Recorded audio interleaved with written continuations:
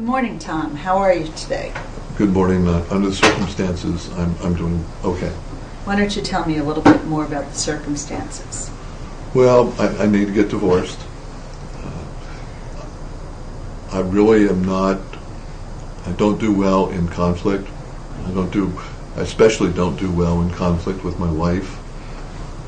I feel like I really owe her and her son a lot of support for a long period of time. But wait, let's stop right there. What do you mean owe? You don't owe your wife anything. Let's start with that, okay? And let's not jump to a long support obligation here. The way I recall from our conversation last time, you were only married 6 years. Is that correct? That's correct, but she hasn't worked in a while. Well, maybe it's time for her to go start working, and we'll need to take care of that. But let's not jump into any long support obligation talk right now. 6-year marriage, most judges today are going to look at that as a short-term marriage, which means limited duration alimony, if anything. But she's going to come back, and she's already come back and told me she's given up a lot, and given up a career, and stayed home with her son the last couple of years. And the support I would like to pay is not going to be enough for her and her son to live very well. Well, let me backtrack for a moment again. As I recall from our last conversation, this is also not your son. That's correct, but I have been his father from the time he was 4 until now. Well, you've been his stepfather. Okay. Okay. But we have a relationship. His father's not dead, right? No, but he doesn't get any support from his father, doesn't see his biological father, and I've got this responsibility because of this 6 years. In your eyes, but not necessarily in my eyes or in a judge's eyes. What does that mean? Let's separate your relationship with Josh and your economic obligation to Josh. You have no economic obligation to Josh. Okay, you have to accept that. Now, you've got the best of both worlds. No economic obligation, but a good relationship with him. Well, I was thinking I would have to pay my wife support for 5 or 6 years for her to get on her feet. You were only married 6 years. That's right. Oh, the most you're going to pay is 3 years. That's the most. No, I don't think I can go tell my wife that. You don't How have are we to. going to get I'll there? tell her that. Okay? That's what attorneys do. We're there for you. We're there to take the brunt, the heat. She'll talk to her lawyer. I'll talk to her lawyer, and if need be, she'll be at a meeting, and I'll tell her as well. So what happens if I pay spousal support, alimony, whatever, only for a short period of time, say 3 years, and she's not supporting herself? Then what's going to happen to her? Well, first off, that's her problem, not your problem.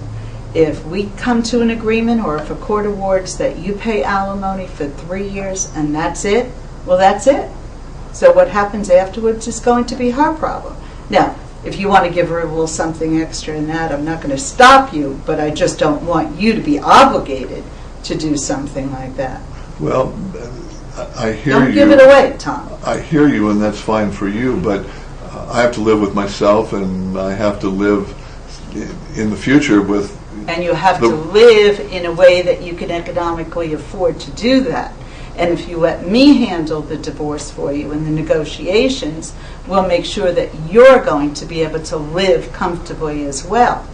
Well, do you think paying support only for 3 years or so, and then not worrying about what happens to my wife after that, is the right thing to do? Well, I'm not here to decide what's right, okay?